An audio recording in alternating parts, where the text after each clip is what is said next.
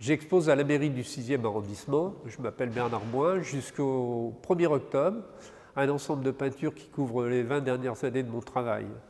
En fait, je suis une vocation tardive, j'ai vendu une pharmacie à 43 ans pour rejoindre ma passion d'enfance qui était de devenir peintre. Voilà. Ça a été quand même un peu difficile les premières années. Ma chance, c'est que j'ai tout de suite exposé à Paris. 2 ans après avoir fait ce choix, j'ai exposé à Paris et j'ai enchaîné les expositions. Mon idée, c'est la peinture enrichie parce que j'adore aussi la musique. Je suis très passionné par la musique. Et puis également, je relie avec les textes. Par exemple, ce tableau, je l'ai appelé La joie, c'est le titre de l'exposition.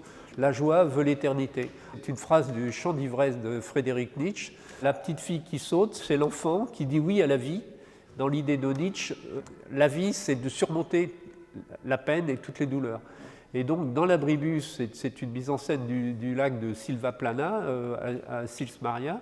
Dans l'Abribus, on retrouve les éléments de Nietzsche avec Dionysos, Apollon et le serpent, et aussi le Vésuve. Je suis un grand admirateur de Nicolas Poussin, qui a orienté une grande partie de mon travail. Et j'ai voulu faire une copie de Poussin. Et là, c'est le mythe d'Orphée Eurydice, la toile qui est au Louvre, en noir et blanc, avec du pastel blanc à l'acrylique, pour montrer la qualité des valeurs et de l'organisation de la toile de Poussin. Moi, je ne redis pas les influences. Au contraire, ce qu'il faut, c'est les dominer, les transcender. J'utilise la peinture comme forme poétique, en fait.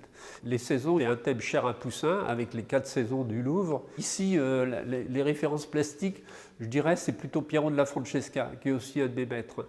On voit le hiératisme des personnages, la forme géométrique. L'idée, c'est la fuite du temps et le cycle de la vie. Voilà. Autre exemple, l'après-midi de la faune, je le découvre par le prélude de Debussy. Le travail sur le paysage, l'impressionnisme du paysage, sa valeur érotique, etc. Et quand je lis le poème de Mallarmé, je ne comprends pas. Hein. Et après, évidemment, je peins. Je choisis toujours des thèmes qui sont dans mon questionnement, dans ma représentation du monde. Ce qui m'intéresse dans l'idée de peindre, qui est assez classique, c'est que ça casse les idéologies. Je peux démarrer avec un concept et y renoncer au fil du temps. C'est le chemin qui va faire la peinture. Et c'est le chemin de la peinture. Quelquefois, j'ai des idées, puis je me dis « Ah non, ça ne marche pas ». La peinture a le dernier mot, finalement.